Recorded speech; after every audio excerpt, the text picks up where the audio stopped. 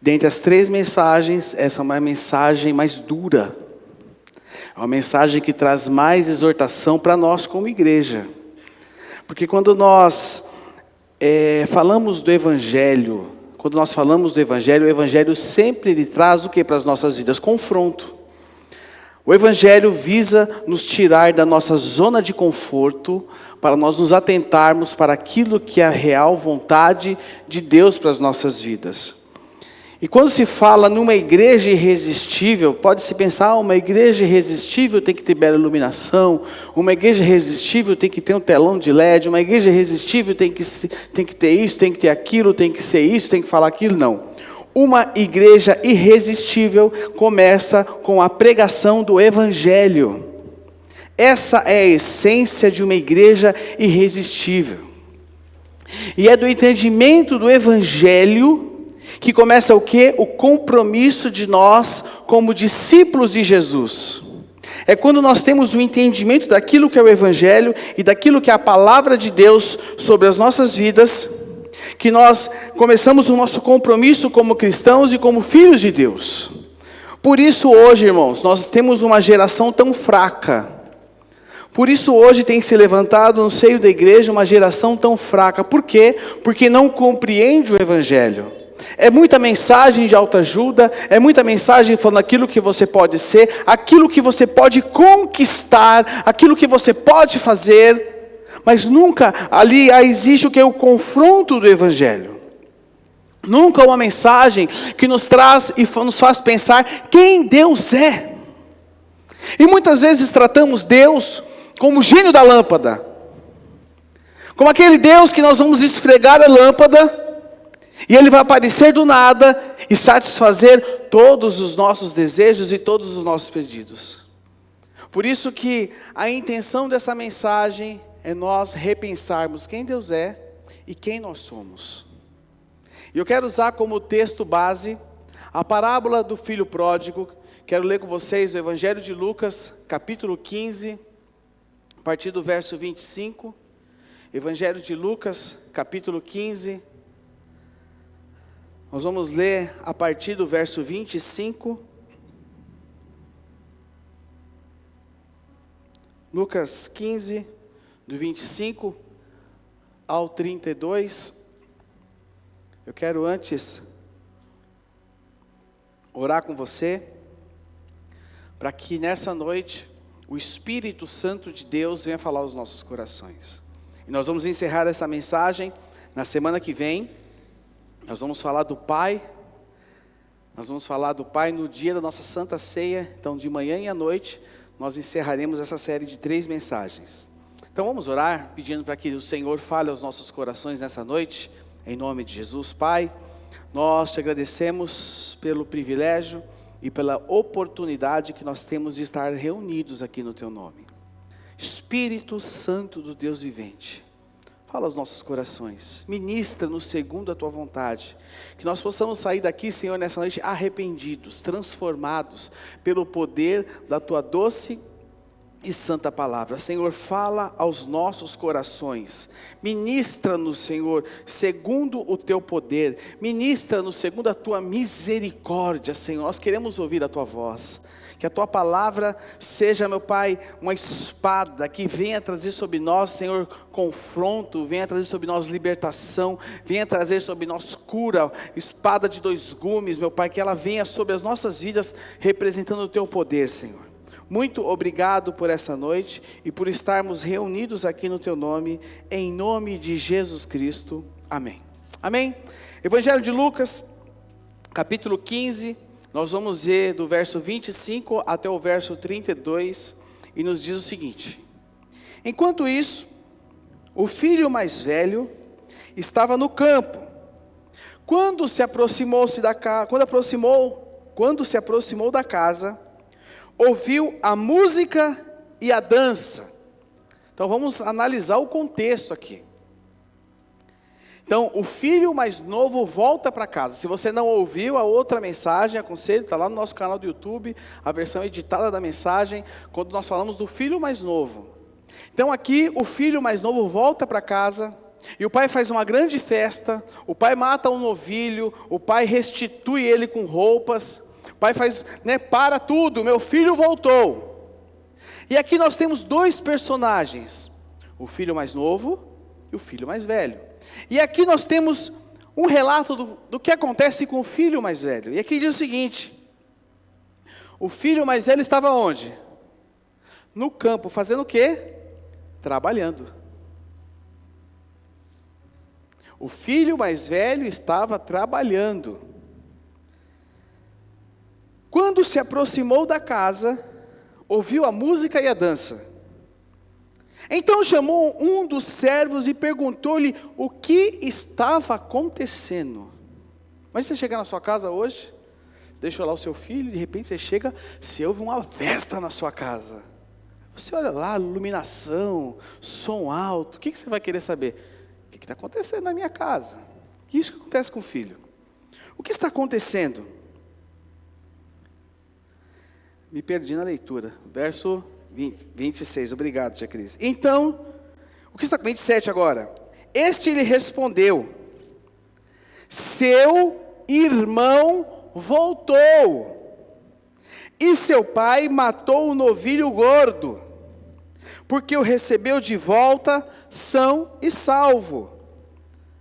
O verso 28. O filho mais velho encheu-se de ira e não quis entrar. Então, o que acontece? O filho bateu o pé. Não vou entrar. Ficou lá fora. E o que acontece aqui? Seu pai saiu e insistiu com ele. O pai foi lá falar: entra. É seu irmão que voltou. Seu irmão está de volta. Seu irmão que havia ido embora. Ele voltou. E aqui diz o seguinte: mas ele respondeu ao seu pai: olha, todos esses anos tenho trabalhado como escravo. Como um quê? Como um quê? Ao teu serviço. E nunca desobedeci às tuas ordens. Mas tu nunca me deste nenhum cabrito para eu festejar com os meus amigos. Deixa eu virar minha página.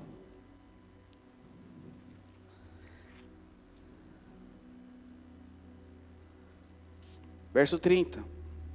Quando volta para casa, quem? Esse teu filho, que esbanjou os teus bens com as prostitutas, mata o novilho gordo para ele. Verso 31. Disse o pai: meu filho, você está sempre comigo, e tudo que tenho é seu. Mas nós tínhamos que celebrar a volta desse seu irmão e alegrar-nos, porque ele estava morto e voltou à vida, estava perdido e foi achado. Até aqui. Antes de nós entrarmos na mensagem, eu quero só trazer um contexto para vocês dessa parábola. Para aqueles que já vieram na outra mensagem, eu vou ser repetitivo, mas eu quero contextualizar vocês dessa parábola. Então, qual é o contexto dessa parábola?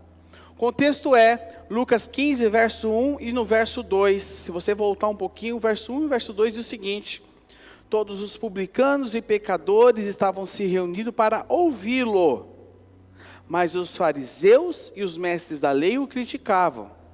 Criticavam como? Dizendo o seguinte, olha o que eles falavam para ele: este homem, quem é este homem aqui? Quem é esse homem? Jesus, recebe pecadores e come com eles. Aqui existem dois grupos de pessoas. Dois grupos de pessoas. Os pecadores e os publicanos. E existem quem aqui? Os religiosos, que são os fariseus e os mestres da lei. Nós temos aqui o primeiro grupo e o segundo grupo que se achava mais digno. O grupo que se achava digno, o grupo que se achava os eleitos, o grupo que se achava, nós somos os bons, porque nós temos todos os direitos, porque nós estamos dentro da sinagoga, nós estamos estudando as leis do Senhor, nós somos os mais dignos. Nós buscamos cumprir as leis. Nós somos aqueles que merecem. E esse homem vai sentar-se à mesa com os pecadores? Eles ficam indignados. Porque naquela época, dentro daquela cultura, sentar-se à mesa significava concordância. Se eu me sentasse à mesa com alguém, significava que eu tinha concordância com aquela pessoa. Então o que acontece? Jesus responde à indignação desses caras com 3 parábolas. A primeira parábola é a parábola da ovelha perdida. Aquela parábola das 100 ovelhas, onde uma se perde, Jesus deixa as 99 e volta para buscar aquela ovelha que se havia perdido. Depois ele fala da parábola da dracma perdida, da moeda perdida. Que dracma nada mais, nada menos é que uma moeda de valor pequeno, muito pequeno. Não tinha quase valor nenhum. E fala dessa moeda que foi perdida. E encerra com a terceira parábola, que é a parábola do filho perdido. E através dessas 3 parábolas, Jesus quer mostrar para nós uma coisa. Quer mostrar para aqueles homens uma coisa. A alegria de Deus, a alegria que Deus tem de ver os perdidos sendo encontrados. Deus se alegra com isso. Mas existe um porém na história do filho perdido. É uma história que vai além. Ela vai além. Porque ela nos mostra 2 filhos. Primeiro ela nos mostra o filho mais novo, que nós estudamos na outra mensagem. Que aqui, representado por quem aqui? Todos os publicanos e pecadores. Aquele filho perdido. Aquele filho que se perdeu no mundão bravo. Aqui mostra esse filho. Então essa parábola, primeiro ela está falando desses caras. Depois ela mostra quem? O filho mais velho. Verso 2, os fariseus e os mestres da lei. Que eram quem? Pessoas profundamente religiosas. E em terceiro lugar mostra quem? O homem que recebe os pecadores e come com eles. E esse homem representa o Pai. Então nós temos uma parábola que mostra esses 3 personagens. Mostra esses 3 personagens. Porém, irmãos, eu sempre que eu lia a parábola do filho pródigo, meus olhos sempre se voltavam para o filho mais novo. Para aquele que foi embora. Para aquele que gastou tudo. Tem uma mensagem poderosa em cima disso. Sim, tem. Mas aqui, é esse o foco da história. Só que depois que eu li o livro que nós estamos indicando, do clube de leitura, eu entendi que essa parábola não foi contada com o objetivo de focar no mais novo. Mas esta parábola tem um foco no filho mais velho. É uma parábola de confronto. O objetivo de Jesus era o filho mais velho. Jesus está mostrando, presta atenção irmãos, que os 2 filhos estavam perdidos. Não é um filho perdido. Eram 2 filhos perdidos, porém com posturas diferentes. Um perdido no mundo e outro perdido dentro da casa do pai. Um filho estava perdido dentro da casa do pai. Contextualizando, um filho que estava perdido dentro da igreja. E olha, são 2 filhos com posturas diferentes, ambos estão perdidos. E presta atenção aqui, olha esse quadro.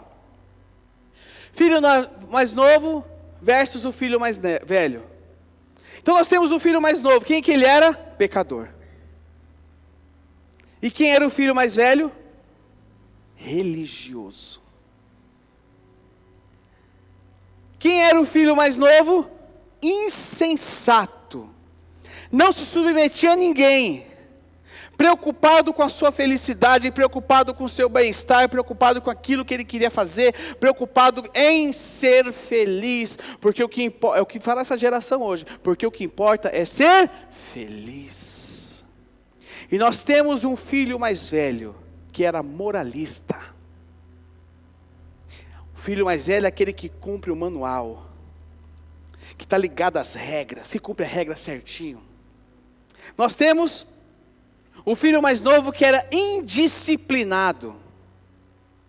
Porém nós temos um filho mais velho que era o quê? Obediente. Que ele permaneceu na casa do pai. A palavra nos mostra que ele permaneceu trabalhando. A palavra nos mostra isso.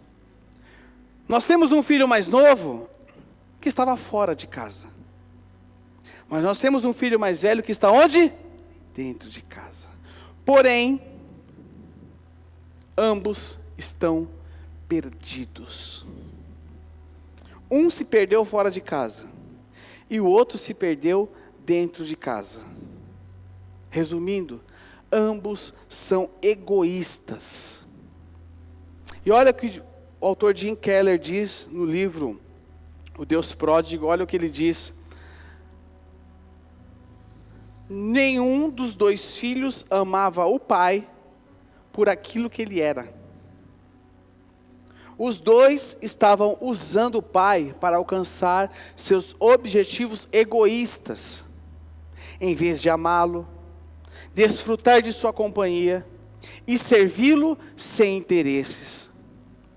Isso significa, olha só, que podemos nos rebelar contra Deus e dele nos alienar, transgredindo suas leis ou cumprindo-as com todo o zelo. Uau! É profundo isso, irmãos. Nós podemos ser filhos mais velhos, estarmos dentro da casa do Pai, porém totalmente perdidos.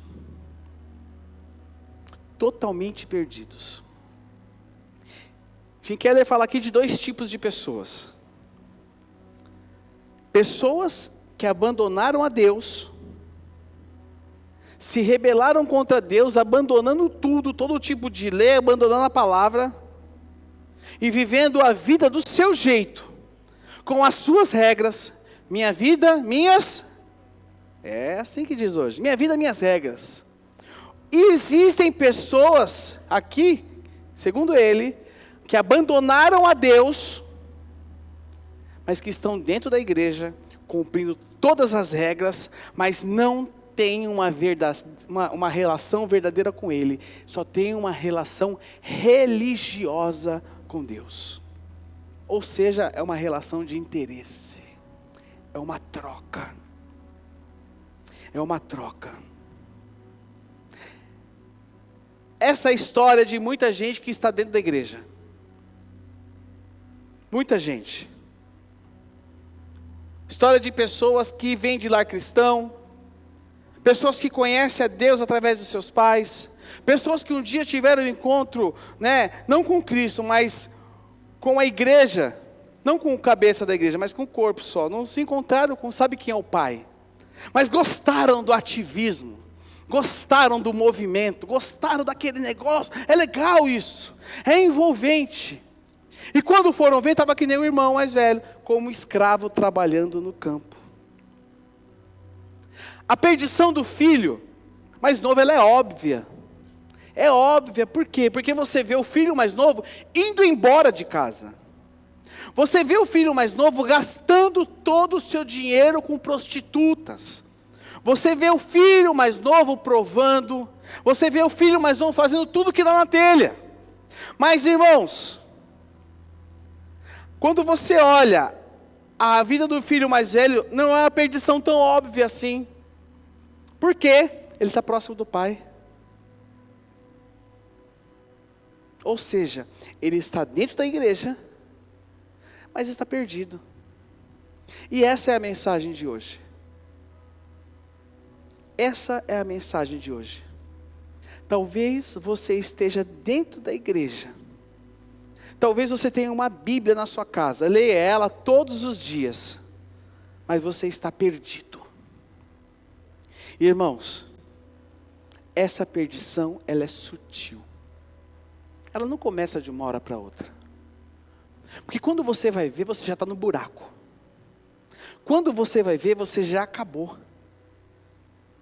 Quando você vai ver, você já se vê como um escravo, não mais como filho. E é disso que eu quero falar com vocês hoje. E quais são, segundo o texto que nós lemos, de Lucas capítulo 15, as características da perdição do irmão mais velho? Quais são as características da perdição dele? E eu quero compartilhar isso com vocês. Quais são as características da perdição do irmão mais velho? E em primeiro lugar, o irmão mais velho, ele tem o coração amargurado. E olha o que diz. O filho mais velho, o que diz aí? Encheu-se de quê? De ira. E não quis entrar. O filho mais velho encheu-se de ira e não quis entrar. E a palavra diz que então seu pai saiu e insistiu com ele. Assim como o pai saiu ao encontro do filho mais novo, o pai também saiu e insistiu com o filho mais velho. E preste atenção, meus irmãos, é sempre o pai que vem ao nosso encontro. É sempre o pai que vem ao nosso encontro. É sempre o pai que abre os nossos olhos. Sabe por quê? Porque o pai nos ama. O pai te ama. Deus te ama a ponto de não deixar você ficar da maneira com que você está. Agora eu tenho uma pergunta. Nós temos aqui um quadro de que um filho encheu-se de ira e não quis entrar. Por quê? Porque algo estava acontecendo da maneira que ele não queria. Eu tenho uma pergunta para você. Quando algo acontece, quando algo não acontece do jeito que você quer, do jeito que você planeja, como você reage? Estou vendo o pessoal já, né, dando uma mexida de lado. Você acha que eu vou no banheiro? Sabe por que me dá vontade de ir no banheiro? Quando algo não acontece do jeito que você quer, do jeito que você planeja, do seu jeito, como você reage? Como você reage? Oi? Você faz o quê? Você chora? Que fofa. Que fofa. Como você reage? Eu vou enfiar a faca mais fundo agora. Posso? Quando você é injustiçado, como você age? Sabe qual é a nossa reação natural? Agirmos com ira. É ou não é? Quando você é injustiçado como eu, nós agimos com ira, porque nós não sabemos lidar com injustiça. Isso chama-se sintoma do irmão mais velho. O filho mais velho, o que aconteceu com ele? Encheu-se de ira. Porque, irmãos, ele estava se sentindo injustiçado.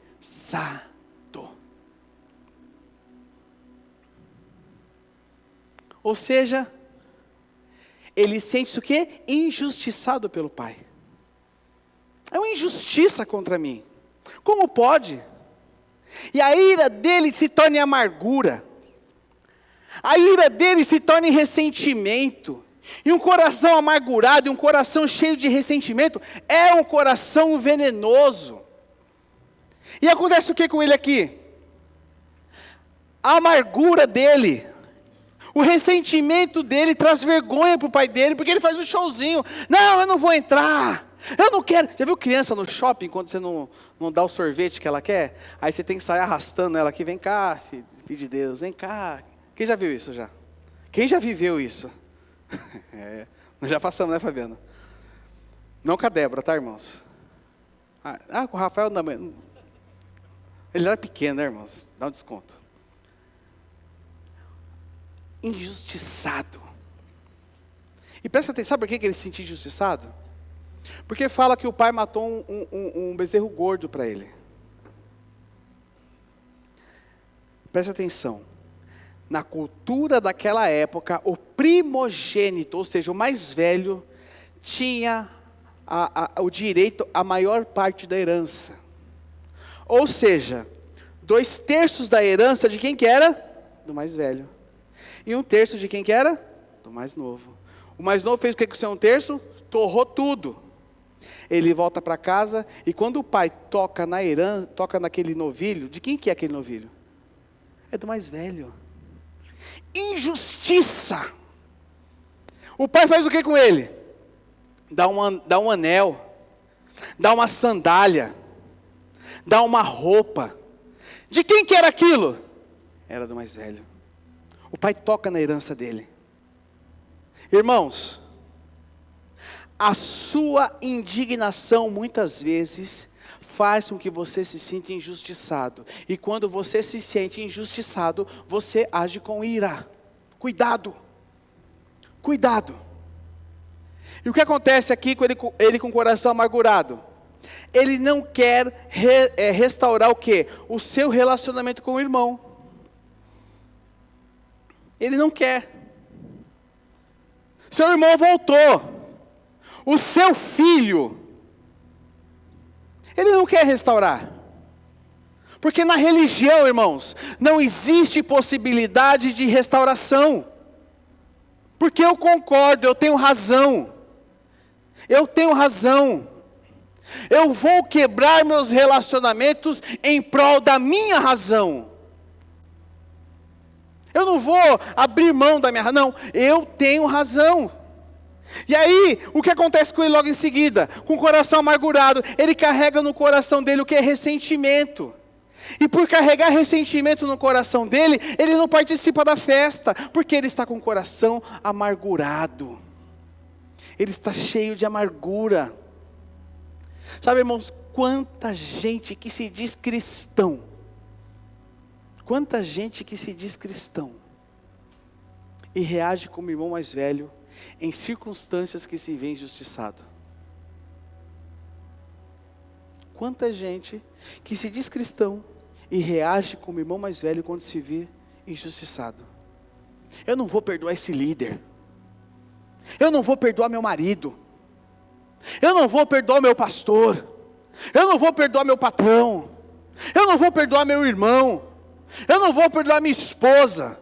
Eu não vou perdoar meu filho. Eu queria te dizer algo. O problema não está na outra pessoa. O problema está em você. Repita assim comigo: o problema está em mim. Está em mim, irmãos. E a Bíblia nos chama ao amor e ao perdão. Mas quem está com o coração amargurado, cheio de razão, injustiçado, não consegue abrir seu coração ao amor e ao perdão. Cristo foi cuspido, massacrado, traído. E sabe o que ele diz na cruz?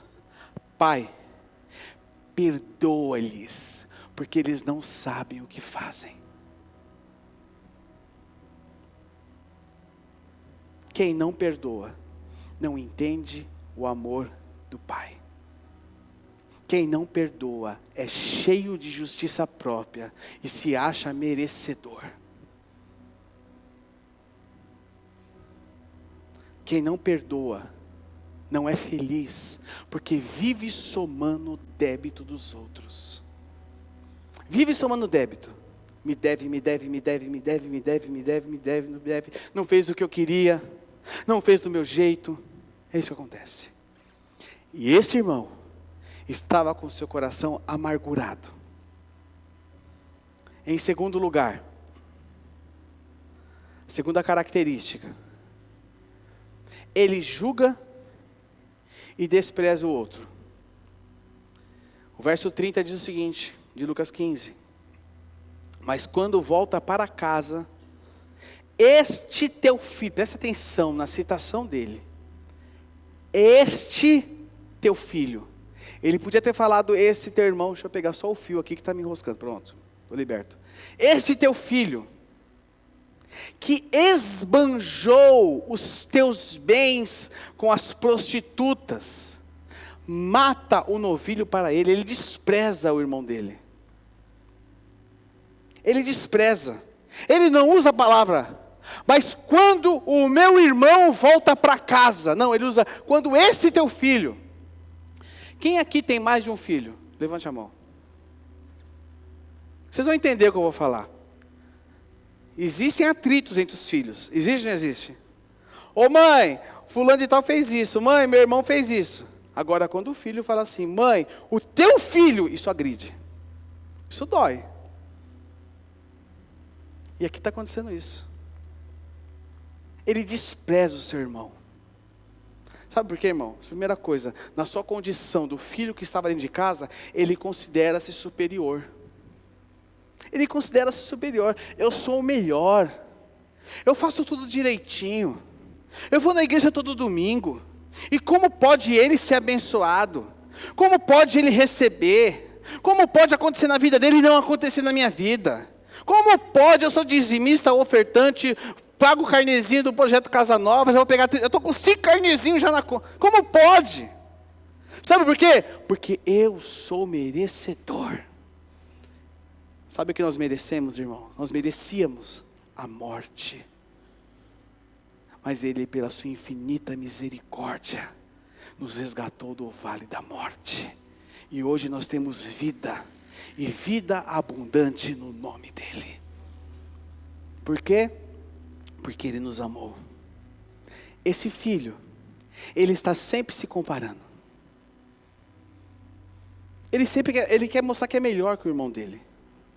Ele quer mostrar que é melhor. Ele é melhor por quê? Porque ele está na casa do pai e o outro foi embora. Ele é melhor, ele se compara. Irmãos, tem gente que a vida dela é se comparar com os outros. Não assumiu ainda a sua identidade. Não assumiu ainda quem é.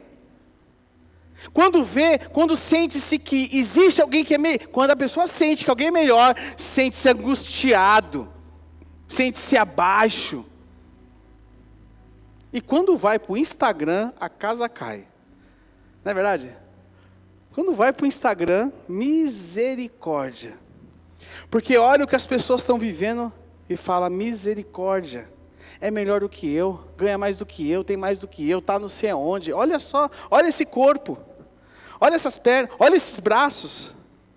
Olha a fronte da cadeira. Irmãos, pare de se comparar. Você é único para Deus. Pare de querer sempre provar que você é melhor. Tem gente que a vida dela é provar que é melhor. E isso chama-se sintoma de irmão mais velho. Sabe o que é o sintoma do irmão mais velho? Não consegue se alegrar com o bem dos outros. Porque quer tudo para você.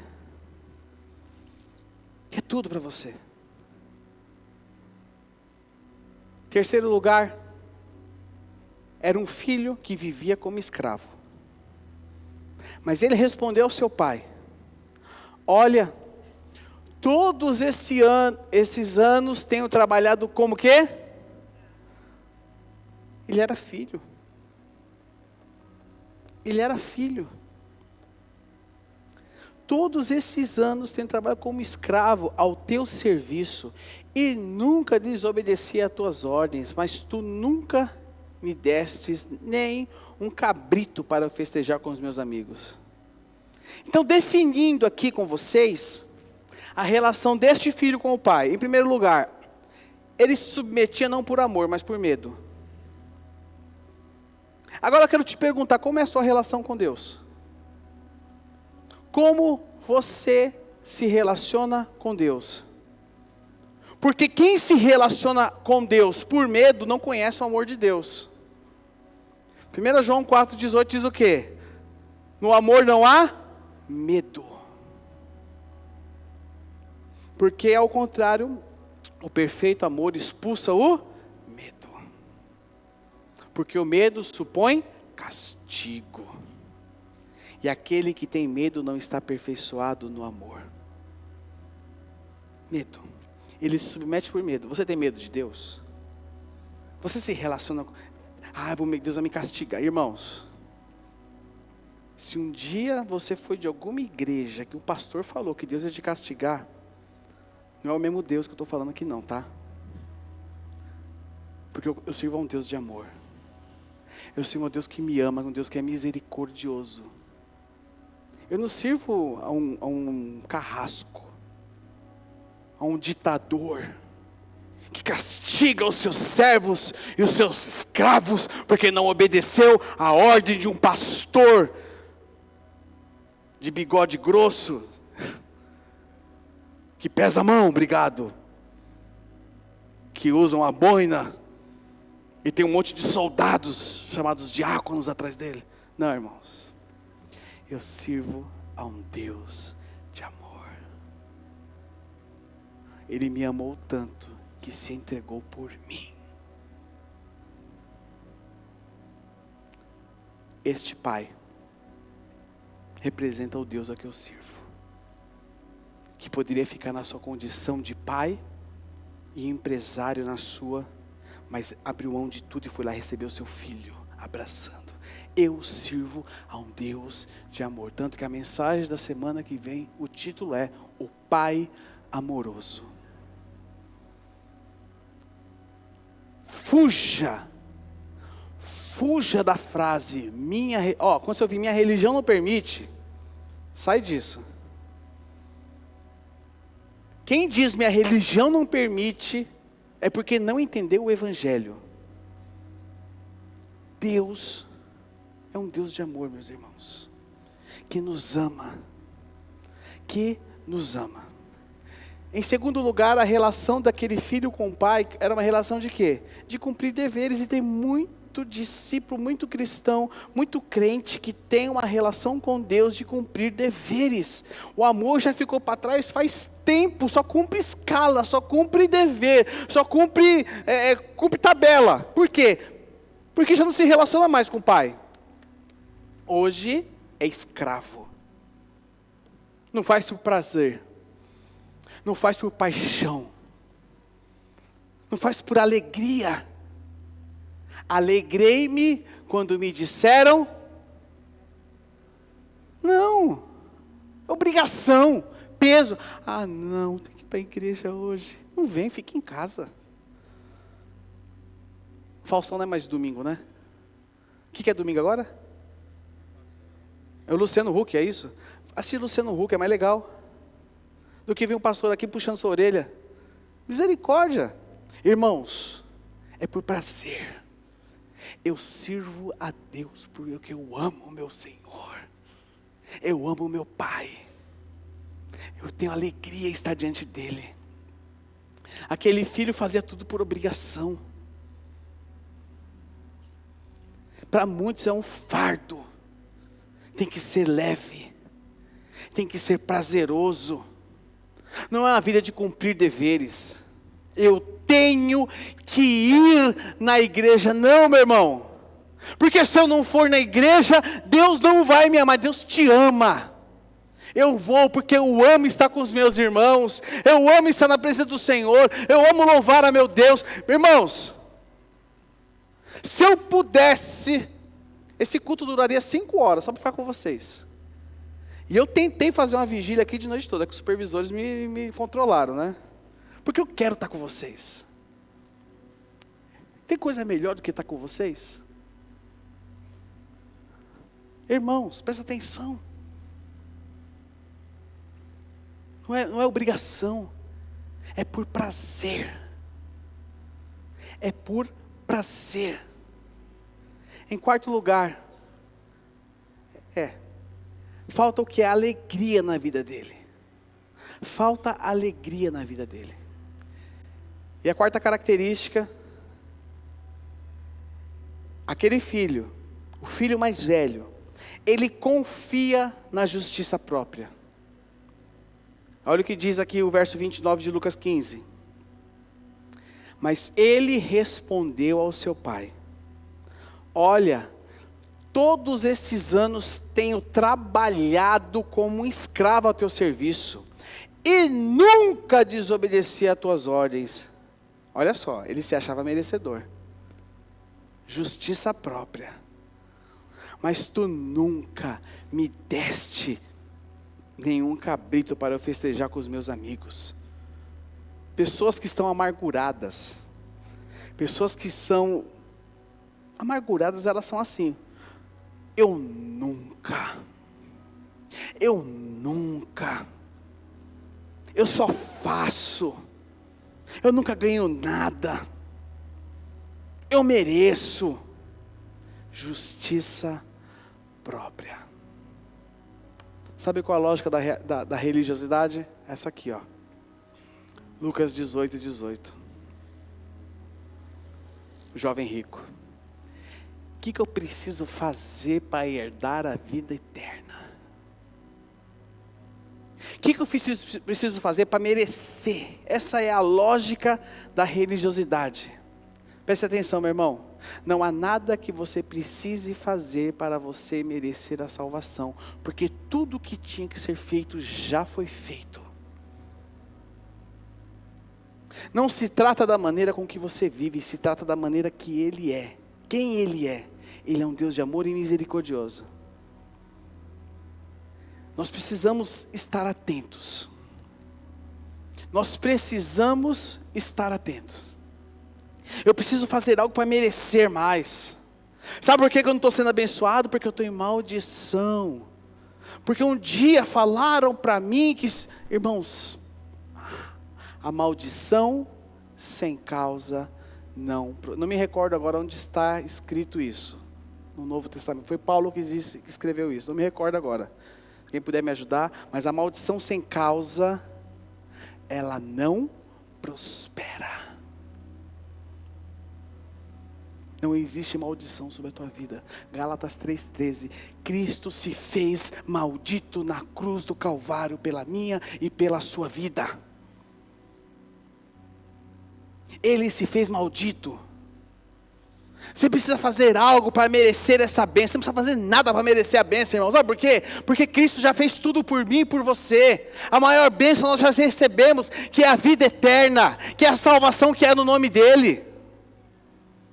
Tem muita gente dentro de igreja, vivendo em ilusão, o famoso me engana que eu gosto.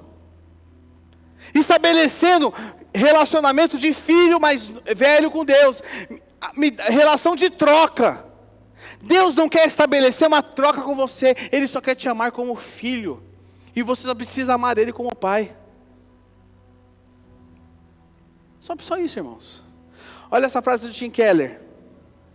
Da mesma forma que o irmão mais velho, pessoas religiosas costumam levar uma vida pautada pela moral, mas com isso desejam ter alguma margem de olha só, desejam ter alguma margem de manobra diante de Deus, controlá-lo e colocá-lo numa condição que lhes permite pensar que Ele lhes deve algo. Presta atenção, Deus não te deve nada.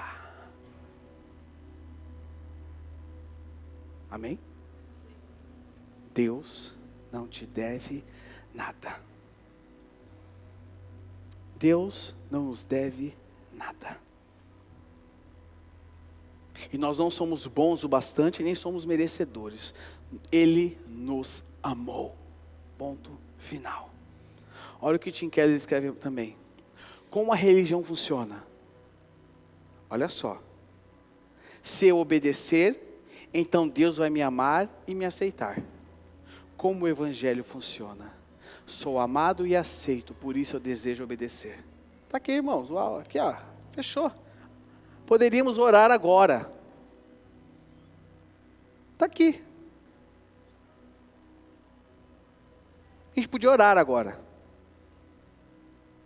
Está aqui. Esse é o evangelho que eu creio. Agora eu te pergunto. Quem é você? O irmão mais novo ou o irmão mais velho? Se você é o mais velho, está na hora de você conhecer o evangelho de Jesus Cristo. E nessa história, existem 3 descobertas do Evangelho. Existem 3 descobertas do Evangelho nessa história. A primeira descoberta, o verso 32, que diz o seguinte: mas nós tínhamos que celebrar a volta de quem? Deste seu irmão, e alegrar-nos, porque ele estava morto e voltou à vida, estava perdido e foi achado. A primeira descoberta do Evangelho nessa história, nessa parábola, é a descoberta do irmão. O irmão mais velho diz: esse é teu filho. E Deus diz: esse é teu irmão. Presta atenção. O irmão mais velho diz: esse é teu filho. E Deus diz: esse é teu irmão. E Deus está falando para aquele irmão mais velho: presta atenção aqui. Você é como ele. Você não é diferente dele. Você é tão pecador como ele. Você só não enxerga. Você está tão perdido como ele. Você só não enxerga. Você está tão morto como ele. Você só não sabe. Você está tão distante como ele. Só não se tocou ainda. Essa é a mensagem. Eu e você sempre queremos falar do pecado do irmão. Sempre queremos falar do erro do outro. Sempre queremos falar, sempre queremos falar, sempre queremos falar, sempre queremos falar. Mas sabe o que acontece? Sabe o que acontece? Nós não enxergamos quem nós somos. 1 Coríntios capítulo 6, do verso 9 ao verso 10. Abra sua Bíblia comigo. Olha o que diz. Nós sempre queremos apontar o dedo para o irmão. Sempre, sempre, sempre, sempre, sempre, sempre, sempre. Esse fio aqui tá... Eu vou amarrar ele no meu pescoço a próxima vez. Tá saindo aqui na manga aqui, ó. Olha só.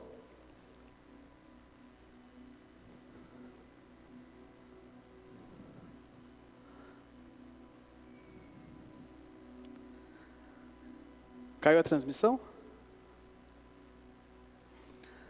Vocês não sabem que os injustos não herdarão o reino de Deus?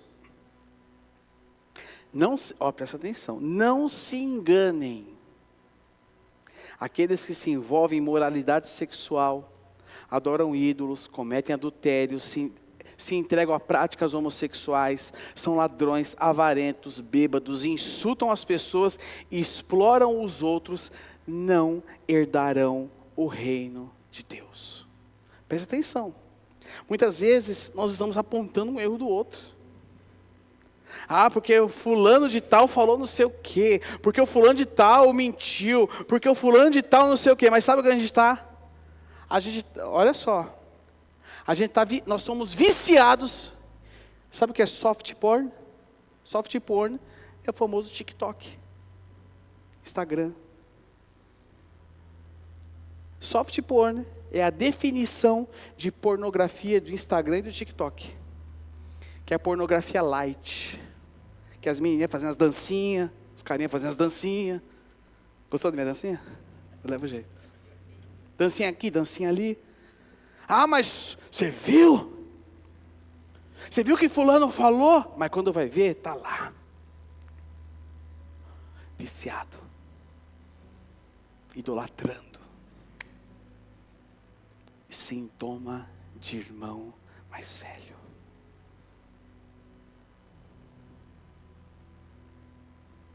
Você viu o político corrupto tal? Aí quando vai nos negócios dele, tem como ter o quebra? Tem como eu tirar a habilitação fazendo um esqueminha? Oi? Imposto de renda. Tem como eu omitir algumas coisas aqui do imposto de renda para pagar menos? Tem como eu só ter a restituição, não precisa pagar nada? Como é que eu faço o esquema? Irmãos, Qual é o preço do sem nota e com nota? Quem já ouviu essa? Misericórdia. Vou deixar a dívida caducar, porque depois eu não preciso pagar. Até rima, né? Dá até pra fazer um rap. Podia chamar a banda aqui e fazer um rap. Vou deixar a dívida pagar para depois ela caducar. Misericórdia. E depois está falando de fulano, de ciclano, de política. Isso é igual. Sintoma de irmão mais velho. Está falando do irmão mais novo, mas ele está perdido dentro de casa. Você viu? Fulano adulterou. Mas você adultera na sua mente. Jesus fala que só de eu pensar, só de você pensar, você já adulterou. Só de pensar, você já cometeu adultério. É estreito o negócio. Presta atenção, irmãos. O pecado nivela toda a raça humana. Não tem ninguém melhor do que ninguém. O que nos dá um plus é o sangue do Cordeiro. É o sangue do Cordeiro. E a resposta está somente na mudança de postura, no posicionamento em que eu e que você podemos ter diante do pecado. E entender que somente Jesus pode nos salvar. 1 Coríntios 6,11 diz: alguns de vocês eram assim, mas foram purificados e santificados, declarados justos diante de Deus, no nome do Senhor Jesus Cristo e pelo Espírito de nosso Deus. Amém. Segunda descoberta é a descoberta do Pai.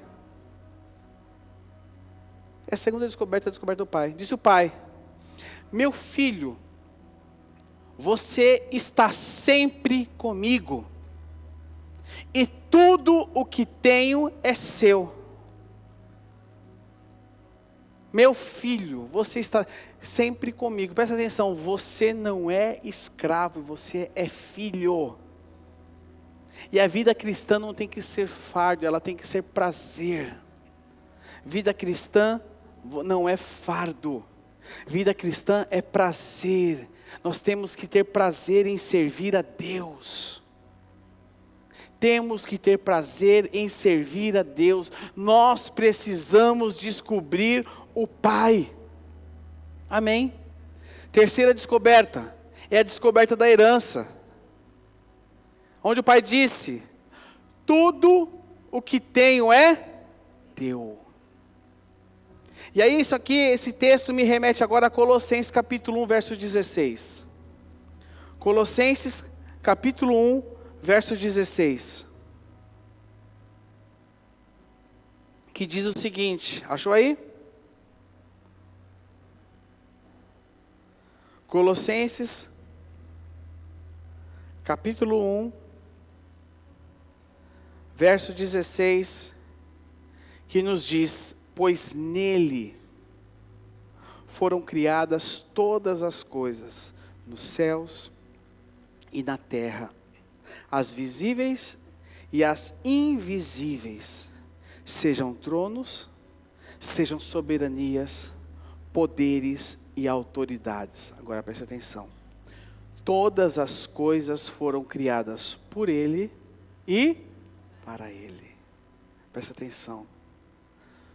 Tudo o que tenho é teu. O Evangelho nos mostra que nós temos uma herança em Cristo Jesus. Porque Ele se esvaziou de tudo.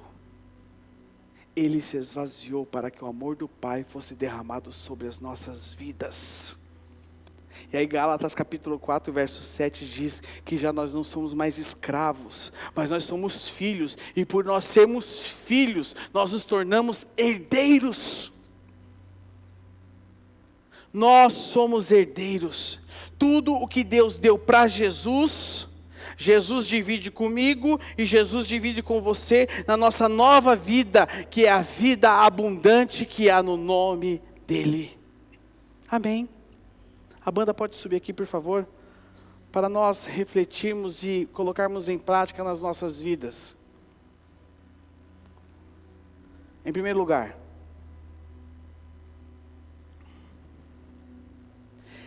existe amargura e ressentimento no seu coração? Existe amargura e ressentimento no seu coração? Decida perdoar. Irmãos, a coisa mais incoerente do mundo é um cristão amargurado. Porque como pode alguém que recebeu o perdão infinito do Pai não perdoar pequenas ofensas? E para que nós possamos perdoar, nós precisamos morrer para nós mesmos. Você precisa morrer para si mesmo. Segundo lugar, a salvação não tem nada a ver com a maneira como nós vivemos. Tem a ver com o amor de Deus. Amém? Não tem a ver com o que você faz. Você não precisa, não tem a ver com o seu esforço. Não tem a ver com, eu preciso ser aceito. Não, tem a ver com o amor de Deus. Tem a ver com o amor de Deus. Deus te ama. Deus te ama. Deus te ama. Em terceiro lugar, pare de viver como escravo e deleite-se na graça de Deus. Meu irmão, pare de reclamar do cabritinho, porque a fazenda é tua. Para de reclamar do cabritinho, a fazenda é toda sua. E o maior título que nós podemos ter, não é para os militares, coronel, capitão, não é pastor, apóstolo, bispo, sumo sacerdote, vice-deus, para os mais futebolísticos, né, mundial. Os palmeirenses vão ficar até conformados agora, então não precisa ter mundial também não. Quanta grosseria, né? Misericórdia, pastor insensível. O maior título que nós podemos ter, sabe qual que é? Filhos de Deus. O maior título que eu e você podemos ter nas nossas vidas é filho de Deus. Filho de Deus.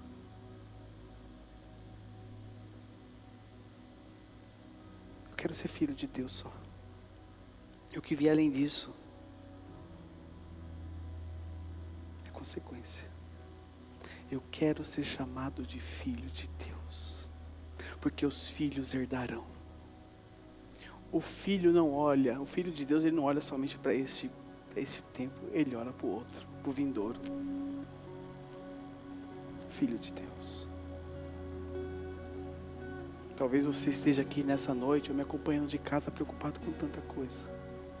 Tem tanta coisa na sua cabeça. Talvez você esteja aqui e debaixo de acusação, debaixo de maldição. Na sua cabeça você fala, mas eu estou amaldiçoado. Um dia falaram isso, aconteceu isso. Talvez você esteja aqui se sentindo injustiçado. Eu não sei, meu irmão e minha irmã, como está o seu coração hoje. Mas eu quero te falar algo. Você é filho, você não é escravo, você é filho. Nós temos filhos aqui. Nós temos aqui os filhos de Deus reunidos. Aqueles que foram comprados por um alto preço. Aonde esses filhos não são mais escravos. Você não tem que ser escravo do medo. Você não tem que ser escravo da injustiça. Você não tem que ser escravo de acusação. Mas você tem que ser filho. Porque nós somos filhos. Eu queria pedir que você se colocasse de pé.